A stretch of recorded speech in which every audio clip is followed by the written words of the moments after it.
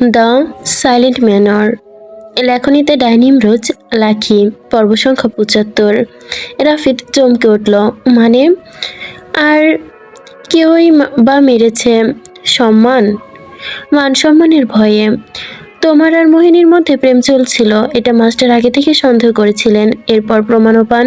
তিনি মোহিনীকে অনেক বোঝালেন, অনেকে ভুলে যে উনি বলেন যে তোমাকে ভুলে যেন অন্য কাউকে বিয়ে করে নেয়, কেননা তার সাথে তোমার বাবার ভালো একটা সম্পর্ক নেই। যদি আমজাদ চৌধুরী জানতে পারতেন তবে মোহিনীকে দোষারোপ করতেন, মাস্টারকে দোষারোপ করত, তাই সম্মান শিক্ষা নিয়ে কথা বলতেন। উনি এসব ভেবেই মোহিনীকে শেষবারের মতো বলে তোমাকে ভুলে যেতে, অন্য কাউকে বিয়ে করতে। কিন্তু মোহিনী রাজি হয়নি, বরং জানায় ও কোনোদিন রাতে তোমার সাথে পালিয়ে যাবে, তোমাকে বিয়ে করবে। আর মাস্টার নিজের সম্মানকে রক্ষা করতে নিজের মেয়েকে বলি দিয়েছে, যেভাবে পাঠা বলি দেওয়া হয় আর কি। মীর এর বিয়ের কাজ সম্পন্ন হওয়ার পরে তিনি মোহিনীকে খুন করেছে। এরপর আমাকে নিয়েই মেয়ের জানাজা সম্পন্ন করেন। পরের দিন রাতে আমাকে নিয়ে ওনার সাথে দেখা হয়েছিল, ওই দিনই ওনার সাথে শেষ দেখা হয়েছে। এখন কোথায় গেছেন জানি না। রাফেদ সবটা শোনার পর ভেঙে পড়ল। দু চোখ বেয়ে বেয়ে ঝরিয়ে পড়তে লাগলো নোনা জল। মৌলভী চলে যান। আহির রাফেদের কাঁধে হাত রেখে বলল, সামলা নিজেকে। তবে তোকে কি বলে সান্ত্বনা দেব বুঝতে পারছি না। আমি এরকম পাষাণ বাবা দেখিনি। নিজের সম্মানের কথা ভেবে নিজের মেয়েকে কুরবানি করলো। সমাজ, সভ্যতা, ধন দৌলতের কাছে এই ভালোবাসাগুলো হেরে যায় কেন?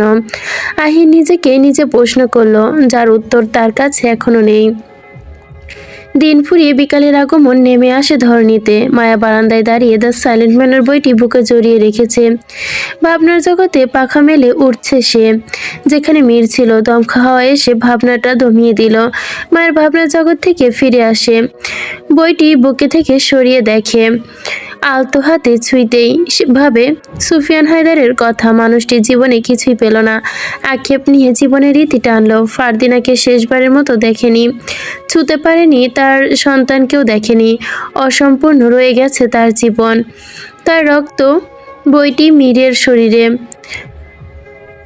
তার রক্ত বইছে মীরের শরীরে। ভাবতে অবাক হচ্ছে মায়া, কিন্তু যখনই তাই মনে পড়ল তার স্বামী আর দুনিয়াতে নেই, বুকটা কেঁপে উঠল তার। তৃষ্ণা আসে তার ঘরে। কারো সাথে তার কথা বলতে ভালো লাগে না। গতকাল থেকে গৌরীকে খুঁজছে, হঠাৎ মনে পড়ে যায় তার কথা। সবাই বলে গৌরীর কোথাও চলে গেছে। মায়া আবার একজনকে বোধহয় হারিয়ে ফেলেছে। কষ্ট হচ্ছিল তার। তৃষ্ণা মায়ের সাথে ঘনিষ্ঠ হয়ে দাঁড়ায়, বলে সারাদিন মন ভার করে বসে থাকিস, এভাবে থেকে তো বেঁচে থাকা থেকে মরে যাবি তুই। চল বাইরে গিয়ে ঘুরে আসি। মায়া মাথা নাড়িয়ে বলে সে যাবে না। তৃষ্ণা আবারও বলল, না বলিস না, চল। দেখ, তোর জন্য কারোই মন ভালো নেই। মীর ভাইয়া চলে যাওয়ার পর থেকে সবার অবস্থা নাজেহাল। তার উপর তুই এরকম থাকলে তারা কিন্তু আর বেশি কষ্ট পাবে। তাই নিজেকে একটু সময় দে। আর ডাক্তার হাকিম তারা বলেছে তোকে হাসতে, ভালোবাসা দিতে, এমন কোনো ঘটনা তোর চোখের সামনে ঘটুক যাতে তুই কথা বলিস। বলে তৃষ্ণা হাসে। মায়ের কোনো প্রতিক্রিয়া করলো না। ঘুরে ফিরে দ্য সাইলেন্ট ম্যানের বইটি দেখলো। তৃষ্ণা গাল বাঁকিয়ে ব্যথিত হাসি হেসে বলল, এটা দেখি কি আর হবে, সব তো শেষ। সুফিয়ান হায়দার শেষ কি বলতে চেয়েছিল সেটা আজ পর্যন্ত কেউ জানতে পারল না। তিনি বিদেশের মাটিতে এত বছর কেন ছিলেন কেউ জানে না। মায়া ঘন দম ফেলে। তখন শালুক ওই প্রশ্নের জবাব দিতে পারেনি, শুধু বলেছিলেন সুফিয়ান হায়দার একজন রহস্যময় মানব ছিলেন। মায়ের আফসোস হচ্ছে, সবকিছু অজানা রয়ে গেল। রহস্যময় মানবের সবকিছু কি রহস্যময় থেকে যাবে?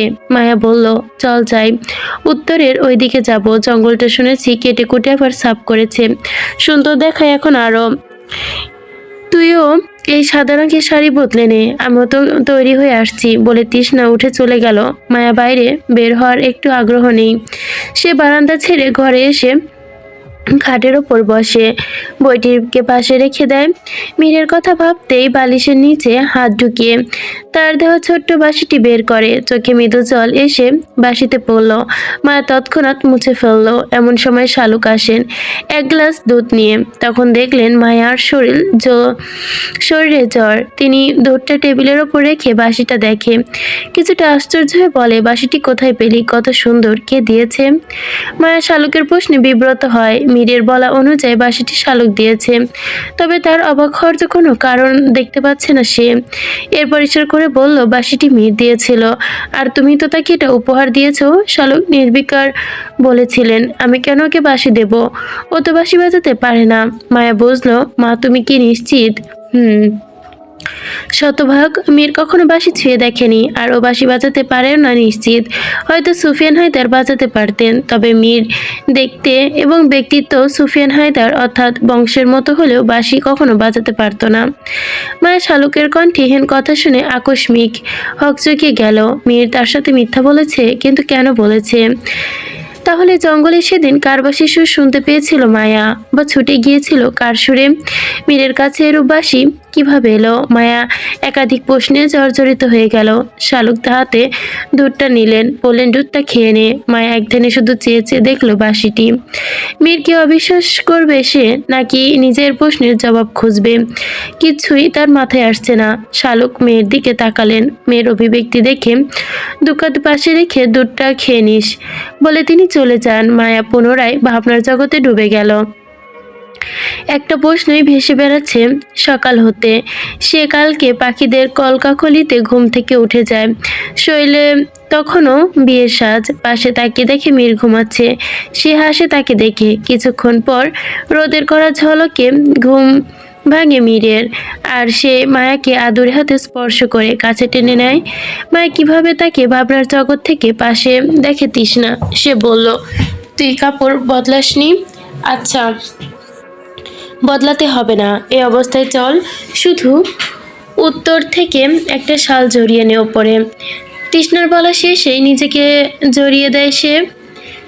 শেষ বিকালের উষ্ণতা ছুঁয়ে দেখতে যেন মায়া আজ অনেক দিন পর বাইরে এসেছে।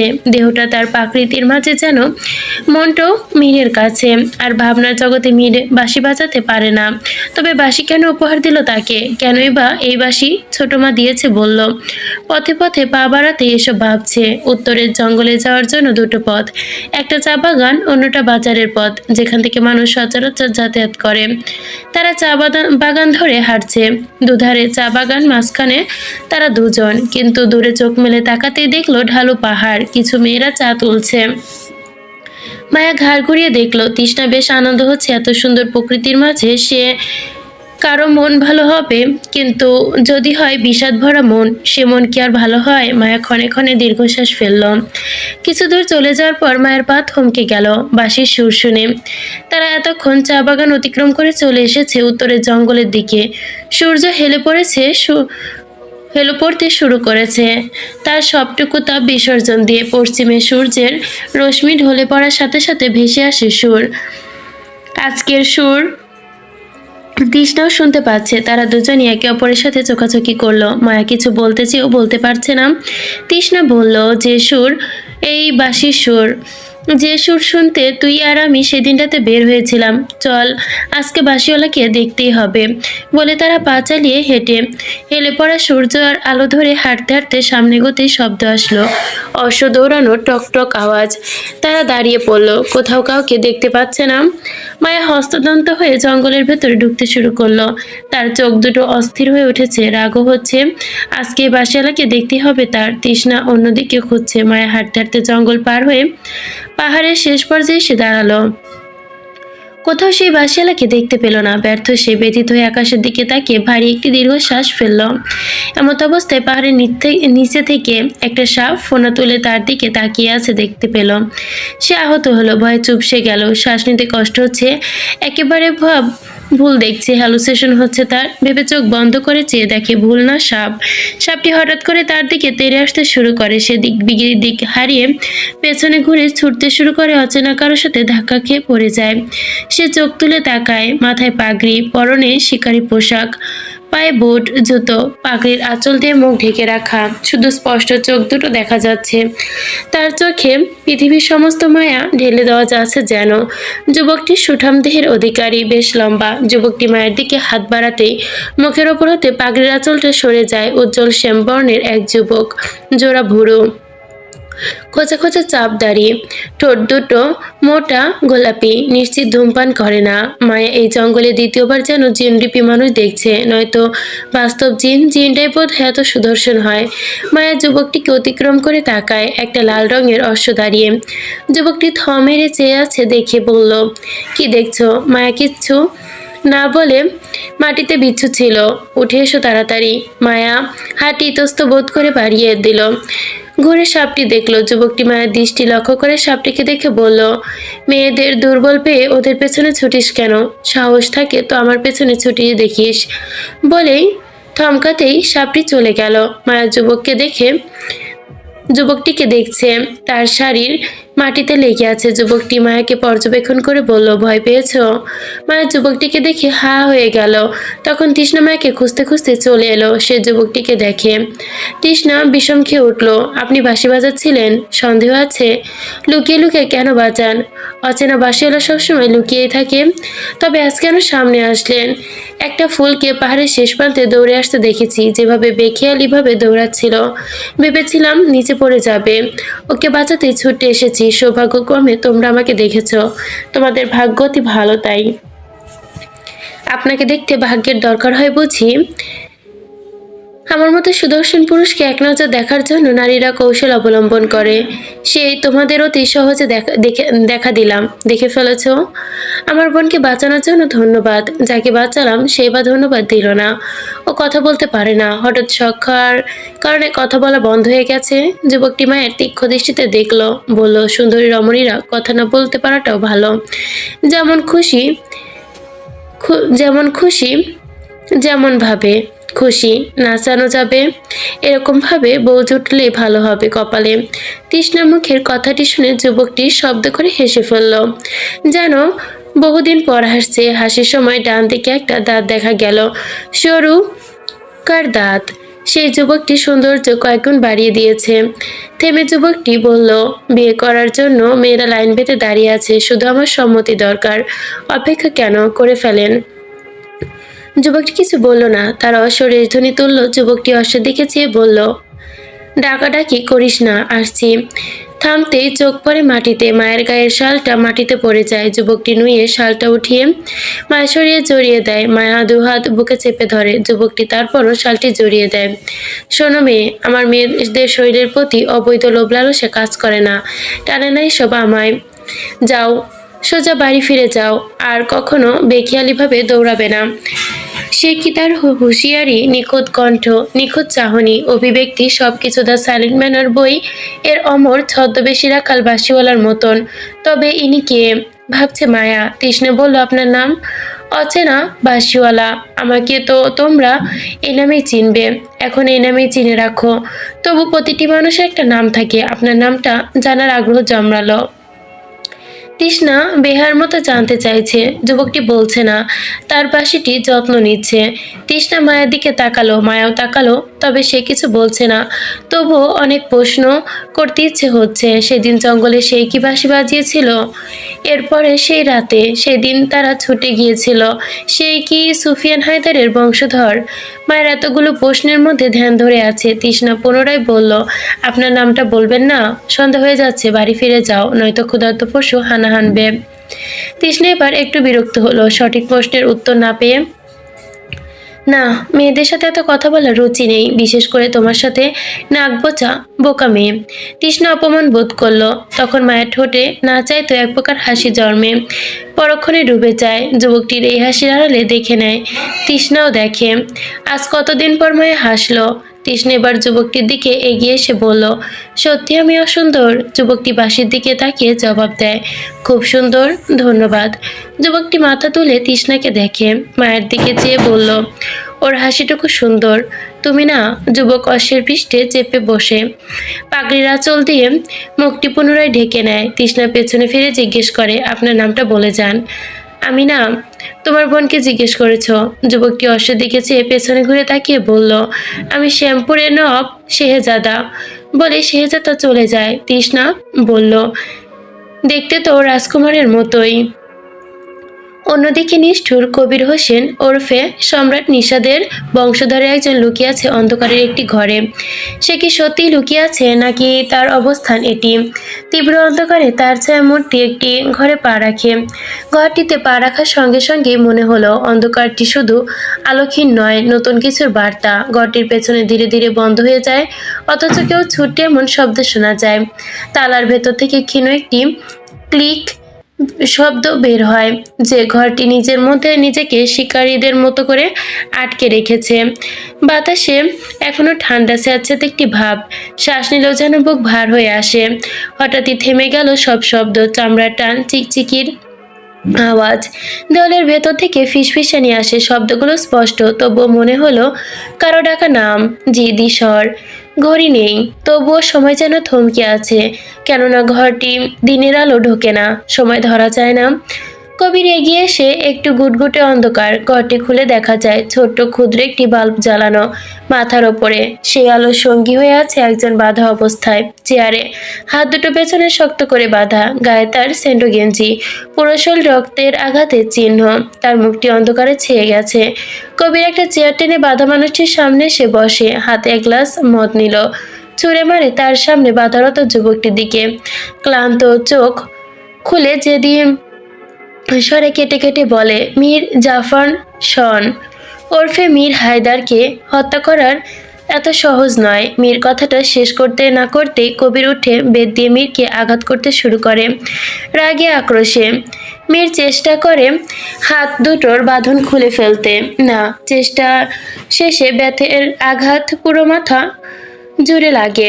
সে কাত হয়ে যায়, নিঃশ্বাস নিতে কষ্ট হচ্ছে, মুখে রক্ত থুতু করে রক্ত ফেলায়। কদিন ধরে তা কিভাবে আটকে রেখেছে বুঝতে পারছে না। এখানে রাত দিন বোঝা যায় না। গলাটি শুকিয়ে গেছে তার। শয়তান তার কাছে জল চাইতে ইচ্ছে করছে না, তবুও যাহা দরকার। বাঁচতে হলে লড়াই করতে হবে, কিন্তু এখান থেকে বেঁচে ফেরার সম্ভাবনাটা যে খুব একটা দেখতে পাচ্ছে না। আপাতত জল দরকার।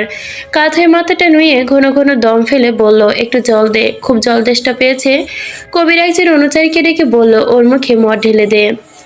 অন্তবিরতি। নিচে হচ্ছে লেখিকা নোটস। গল্প এই পর্যন্ত ছিল।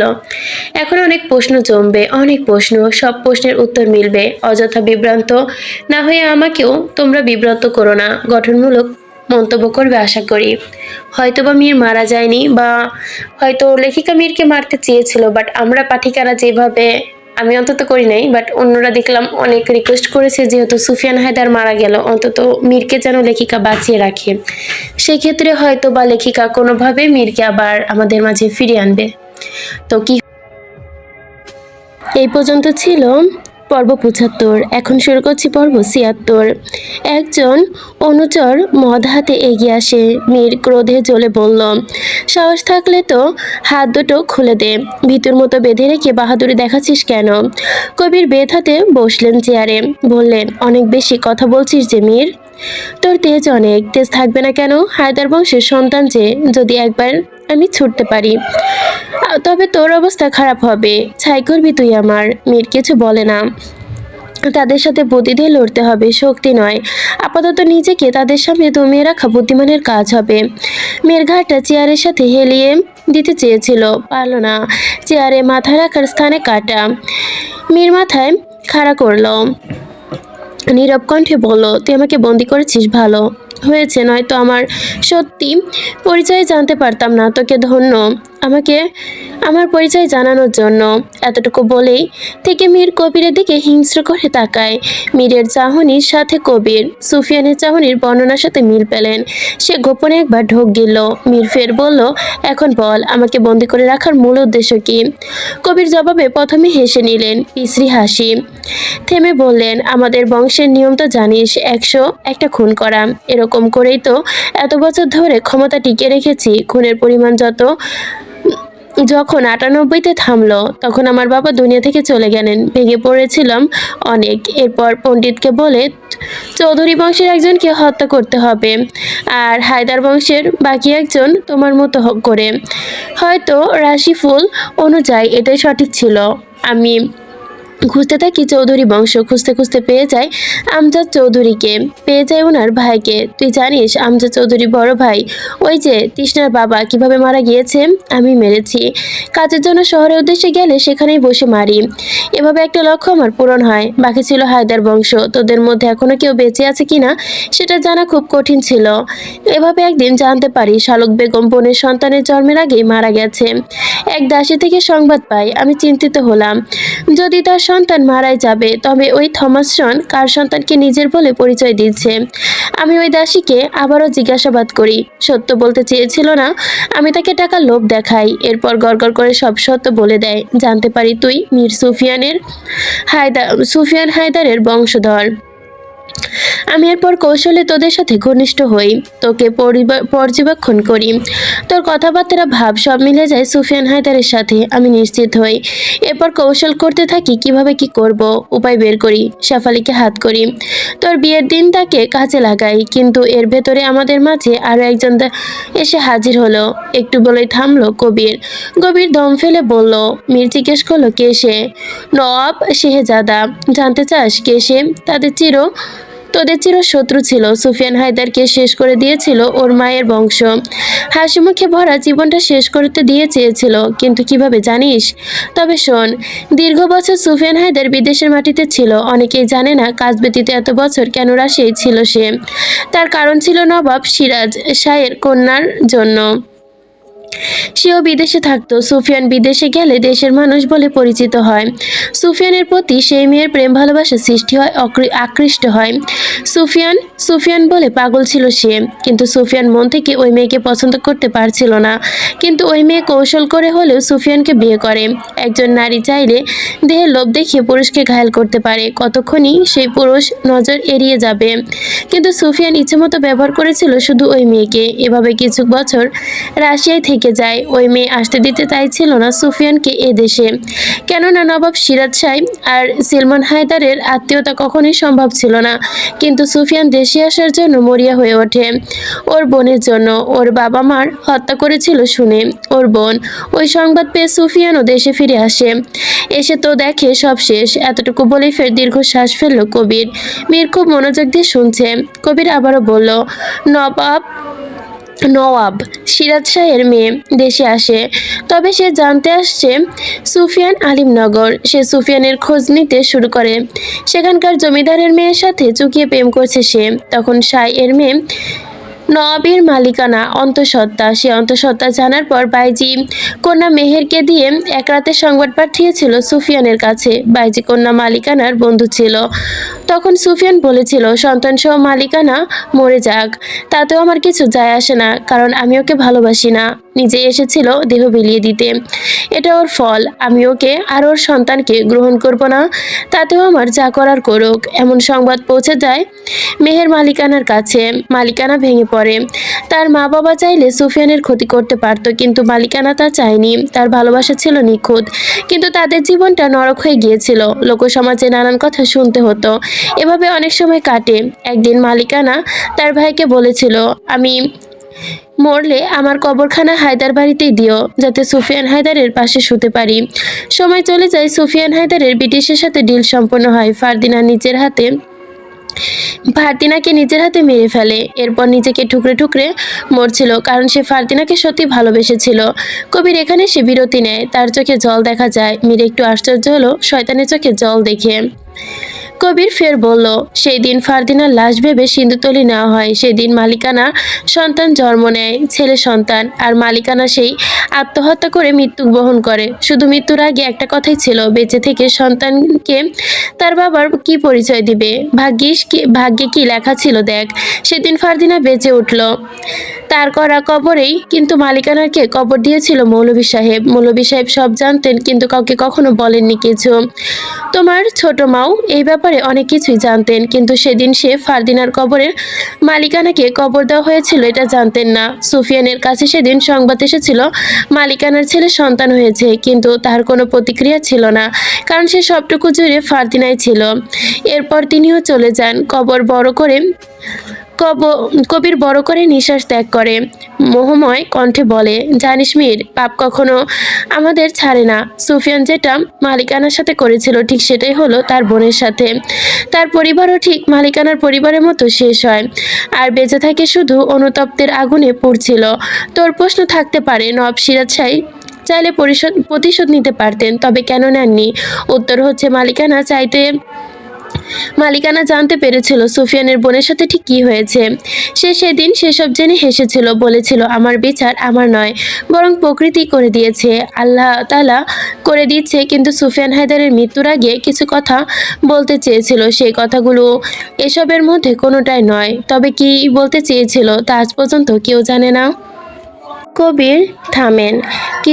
মীর কিছু বলতে পারছে না। কবি নিজেকেই ফের বলল, এখন তুই আর নওয়াব শেহজাদা একই রক্তের বংশধর। শেহজাদা হয়তো তোর থেকে বয়সে বড় হবে। তুই যেরকম এক কথায় হায়দার পরিচয় দিচ্ছিস, শেহজাদা হায়দার বংশের পরিচয় দিচ্ছে না, নামের সাথে নানার পদবি ব্যবহার করছে। ঘৃণায় না দেওয়ার এই কথা। তুই তো জমিদারের ঘরে বড় হয়েছিস, পরিচয় ছিল, কিন্তু শেহজাদার বংশ তো পিতৃপুরুষের পরিচয় ছিল না। সুফিয়ান হায়দার একজন বড় মাপের খেলোয়াড় ছিল, কিছু একটা ভালো, কিছুটা নিকৃষ্ট ছিল তার বংশধরের মধ্যে। বোধ হয় তোরা দুজনেই বেঁচে আছিস, তোদের মা বাবা দাদা দাদি বেঁচে নেই হয়তোবা। কবির থেমে বসা থেকে উঠে দাঁড়িয়ে পায়চারি করতে করতে বললেন, এবার আসি আমাদের শেহজাদার সম্পর্ক নিয়ে। আমাদের মধ্যে তেমন কোনো সম্পর্ক নেই। চলতি পথে ওর সাথে দেখা। শেহজাদা একদিন জঙ্গলে বসে বাঁশি বাজাচ্ছিল, সেই সুর শুনে মায়া ছুটে যায়, ওকে দেখে প্রেমে পড়ে। কিন্তু তুই মাঝখানে এসে হাজির হয়েছিস। সেদিন তুইও থাইল্যান্ড থেকে এসেছিলি, এমতো অবস্থায় কি করবে ভেবে পাচ্ছিলিস না।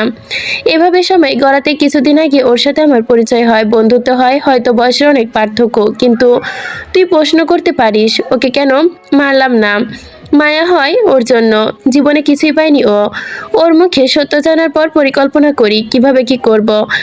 আর এখন ভেতরে তোর যমজ ভাই হাজির হয়।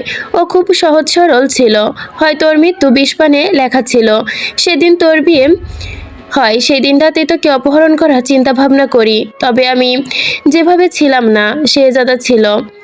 আর ওই তোকে কথা বলার বাহানায় বিয়ে সম্পন্ন হওয়ার পর বাইরে ডাকে, আর তোর সাজে বাসর ঘরে নীর হায়দার প্রবেশ করে। নীরকে ভুলিয়ে ভালিয়ে দেয় শেহজাদা। লোভ দেখায় এই মেয়ের দেহের, সহজ সরল যত হোক, পুরুষ তো দেহের লোভে সেও শেহজাদার কথা মতো বর সাজে। প্রশ্ন করেছিল, নীর আমাকে দেখে ওরা চিনে ফেলবে তো? সে আমি বর নই। বুদ্ধিমান শেহজাদা এখানেও কৌশলে নীরকে বোকা বানায়। নীরকে সব শিখিয়ে দেয় শেহজাদা, কিভাবে কি বলতে হবে মায়াকে। মায়াও বিশ্বাস করে নেয় মীরকে। এবং সেদিন নীর জঙ্গলে বাঁশি বাজিয়েছিল সেটা নীর বলে, এবং বাঁশি উপহার দেয়। শেহজাদা জানতে চেয়েছিস নীর বিষপানে মারা যাবে, আর তাই হলো। এরপর আমি শেহজাদাকে জিজ্ঞেস করলাম, তুই নীরকে মেরে মীরকে অপহরণ করে রেখেছিস কেন? ও বলল, যাতে মীর মরে গেছে বলে সবাইকেও তাকে খোঁজাখুঁজি না করে, আর মায়াকে বিয়ে করার আগ পর্যন্ত মীরকে এভাবে আটকে রাখবো, বিয়ের পর ওকে বলে দিব। শেহজাদা মায়ার প্রেমে উন্মাদ, যেরকম উন্মাদ ছিল সুফিয়ান হায়দার ফারদিনার প্রেমে। ঘুরে ফিরে সেই সুফিয়ান হায়দারও জমিদার কন্যা হাজির হয়েছে। কি হবে ওর শেষ জানি না। মাঝপথে দুই ভাই, মীর হায়দার আর নওয়াব শেহজাদা, দুজনের শরীরে একই রক্ত, একই শক্তি। কে জিতবে? মীর। তুই ভাবছিস তোকে হয়তো আমি মেরে ফেলবো, রক্তাক্ত করেছি? না, শেহজাদা মেরেছে। তো সহজ সরল নীর ভাইকে বিষ খাইয়ে মারার পর থেকে আমার কেমন যেন পাপের জন্য অনুশোচনা হচ্ছে। কুসংস্কার, অন্ধবিশ্বাস শেহজাদার দেখানোর জন্য এইটুকু অত্যাচার তোকে করতেই হচ্ছে। কবির থামে, চোখ দুটো মুছে একজন অনুচরকে ইশারা করলো। সে হাতে এক গ্লাস পানির জল নিয়ে এগিয়ে এলো, মীরের দিকে এগিয়ে দিয়ে বললেন। কবির বললেন, তোর পিতৃপুরুষ সুফিয়ান হায়দার জল না খেতে পেয়ে মারা গেছে। তোর সাথে এমনটা হোক আমি চাই না, কিন্তু সেই সুফিয়ান হায়দারের প্রতিরূপ হিসেবে যেন নবাব শেহজাদা এসেছে। ওর সাথে পেরে ওঠা সহজ হবে না। তোর শরীরটা তো রাঙা, কিন্তু শ্যামবর্ণের অধিকারী সে। মীর ঠিক বুঝতে পারছে না কবির ঠিক কী চাইছে। তবে সব সত্যি জানার পর কিছুটা ধাক্কা খেয়েছে। সুফিয়ান হায়দারের জন্য আরও একটা পরিবার শেষ হয়েছে, কারো কন্যা, কারো বোন, কারো মা। সে হতভম্ব হলো। জলটা খেয়ে কবির সাহায্য চাইল। কবির বললেন, বিয়ের আগের দিন তোর দিকে জঙ্গলে শেহজাদা তীর ছুঁড়ে হিন দিয়েছিল। ও মায়াকে ঠিক জয় করে নিবে। আজ তো মায়ার সঙ্গে দেখা করার কথা ছিল, হয়তো দেখা হয়েওছে। বাক্যটি শুনে মীরের গা জ্বলে উঠল, চোখ দুটো টুপটুপ করে জল গড়িয়ে পড়ল। অন্যদিকে শেহজাদা কবির মিলে তার যমজ ভাইটিকে মেরে ফেলেছে শুনেও কষ্ট হচ্ছে। বাড়ির সকলে নিশ্চয়ই তার মৃত বলে জানছে। শরীরটা নড়ানোর চেষ্টা করছে, পারছে না। চেয়ারটা লোহায় বাঁধা, মেঝেতে সাথে খাপ খাওয়ানোর চেষ্টা। হাত দুটো শক্ত করে বাঁধা, পা দুটো বাধাহীন, তবুও ছোটার পথ নেই। মীর আপাতত চেষ্টা করছে না, একটা শব্দ উচ্চারণ করছে। শেহজাদা এখন কোথায়? আছে হয়তো কোথাও, বসে বসে মায়ের কথা ভাবছে। সুফিয়ানের মতো শেহজাদাকে দেখে সে মুগ্ধ হয়। আজ নিশ্চয়ই মায়া হয়েছে। এরপর হয়তো অচেনা বাসিওয়ালাকে নিয়ে ভাববে। ওর বোন বা কোনো বান্ধবী নিশ্চয়ই সাথে ছিল, ও বোঝাবে। মীর এখন মৃত, ওকে আগলে বেঁচে থাকার মানে নেই। নতুন জীবন শুরু কর। মীর শুধু কড়া দৃষ্টিতে তাকিয়ে তাকিয়ে শুনছে কবিরের কথাগুলো। তার মায়া, প্রাণপ্রিয় স্ত্রী, চারপাশে অন্য কেউ ঘুরছে। সে বিয়ে করতে চাইছে। মীরকে মৃত ভেবে নিশ্চিত মায়া খুব কষ্ট পাচ্ছে। পরিবার নিশ্চয়ই চলবে, ও ভালো থাকুক। কারো হাতে তুলে দিতে চাইবে হয়তো, বা হায়দার বংশের সন্তান জানলে আমজাদ চৌধুরী নিজের মেয়েকে শেহজার হাতে তুলে দিতে কোনো সন্দেহ করবে না, এটা জানে মীর। কবি ঠান্ডা মাথায় বসে আছে। মীরও নিশ্চুপ। মীর আগ বাড়িয়ে বলল, শেহজাদার সাথে দেখা করতে চাই। আমাকে এভাবে মেরেছে কেন জিজ্ঞাসা করতে চাই। আড়ালে মুখ লুকিয়ে মারার কি দরকার ছিল? ও প্রেমে পাগল মায়ার। ওকে বিয়ে করেছিস, সময় কাটিয়েছিস, ওর এসব মনে পড়লে হয়তো কষ্ট হয়। রেগে মেগে তোকে তখন মেরেছে। পাগল নিশ্চয়ই। আর কিছুদিন পর রাস্তায় বের হবে, মানুষ ওকে পাগল বলে সম্বোধন করবে বলে মীর তার ছেলের হাসি হাসে। মৃত্যু দুয়ারে এসেও তোর ভয় নেই? কবির বললেন, ভয় কিভাবে পাবো, যেখানে পিতৃপুরুষ জীবন বাজি রেখে গোটা গ্রামকে বাঁচিয়েছে, সেখানে নিজের ক্ষুদ্র জীবনে নিভু সেজে বসে থাকা বোকামি। তোর চেয়ে আমি বলি কি শোন, মায়াকে ভুলে যা। ও মায়াকে বিয়ে করে ওর বাসস্থানে নিয়ে যাক। ও মায়াকে বিয়ে করে নিয়ে যাবে, আর আমি এখানে বসে বসে আঙুল চুষবো। এত রাগ কেন তোর? রক্তে লেখা। ভুলে যাস না, শেহজাদা কিন্তু তোরই রক্তের। আমাকে এক পণ্ডিত কি বলেছে জানিস? এসব পাগলামের কথা শুনতে ইচ্ছে করে না। আরে শোন, উনি বলেছে যদি রক্তের দুই ভাইয়ের মধ্যে দ্বন্দ্ব সৃষ্টি হয়, তবে খুব সহজে কেউ কাউকে হারাতে পারে না, খুন করতেও পারে না। মানে সহজে হয়ে ওঠে না এসব। আমি ভাবছি তোদের দুজনের মধ্যে কে জিতবে, মীর হায়দার নাকি হায়দার বংশের সেই ঘৃণা করা নব শেহজাদা? যে জিতুক, আমি তো এখন শুধু দুজনের কাহিনী দেখব। থেমে আবার বলল, কাহিনী আর কিভাবে দেখবো? তুই তো বন্দি। বাকি রইল শেহজাদা। ও মায়ের সাথে কি করবে সেসব তথ্য এসে দিব তোকে, আর তখন তোর অভিব্যক্তি কেমন হয় সেটাই দেখবো না হয়। মীর এবার ভেতর থেকে পড়ছে, তবে তা কবিরকে বুঝতে দিচ্ছে না। মায়ের সাথে যদি আজ সত্যি শেহজাদা দেখা হয়, তবে নিশ্চিত মায়ের নতুন জীবনে পা রাখার জন্য তার সরঞ্জন বলবে, বোঝাবে, মায়ের কথা খাবে, মায়ের মাথাটা খাবে। অবশ্যই খাওয়ারই কথা, কেননা সে থেকেও যে নেই এখন। মীর কি করবে ভেবে পাচ্ছে না। মৃত মানুষকে বেশি দিন কেউ মনে রাখে না, সময়ের সাথে সাথে সবাই ভুলে যায়। এটাই প্রকৃতির নিয়ম। মায়া বারান্দায় বসে আছে, চেয়ারে দুপা তুলে। কোন দিক দিয়ে যেন ধেয়ে আসছে বাতাস, চেয়ে আছে নীরে এক কবরের দিকে। তার কাছে মীর। তৃষ্ণা সেই কখন থেকে শ্যামপুরুষ নব শেহজাদার কথা বলে যাচ্ছে বিনা বিরতিতে। মায়া কোনো কথায় প্রতিক্রিয়া করছে না। তৃষ্ণা থুতনি তুলে নিজের দিকে ঘুরিয়ে বলল, আমি কি বলছিস শুনছিস না? তোর এরকম শুকনো মুখ ভালো লাগে না রে। আমি নিশ্চিত এই অচেনা বাঁশিওয়ালা তোকে পছন্দ করে, তাই তোর নাগালের মধ্যেই বাঁশি বাজাতো, আর তুই প্রতি সময় জুলিয়েটের মতো ছুটে যেতিস, যেমনটি যেত ফারদিনা। আমি আজকে একটা জিনিস খেয়াল করেছি জানিস, ছেলেটি কে না অনেক সুন্দর দেখতে, সুফিয়ান হায়দারের মতোই। কি সুন্দর! তৃষ্ণার বলায় একরাশ মুগ্ধতা নিয়ে মায়া চুপচাপ শুনছিল সেই কথা। স্পষ্ট। তৃষ্ণা তা দেখে বলল, তুই তো সুফিয়ান হায়দারের ভক্ত, নিশ্চিত তার মতন শেহজাদাকে দেখে তোর ভালো লেগেছে। মায়া নিষ্পলক ভঙ্গিতে মৃদু হাসলো। তৃষ্ণা তার হাসি দেখে উচ্চস্বরে হেসে ফেলল। মায়া তৃষ্ণাকে দেখে অবাক হচ্ছে। কি চাচাতো বোন, কেন খুশি দেখতে চেষ্টা করছো? মায়া জোর করে হেসেছে। মন থেকে হাসিটা আসেনি, এখনো সৃষ্টি হয়নি। ক্ষণে ক্ষণে মিলিয়ে যাচ্ছে কল্পনায় মীরের। ভাবে কোনোভাবে মিরাকেল হয়ে আল্লাহ যদি আবার মীরকে ফিরিয়ে দিত।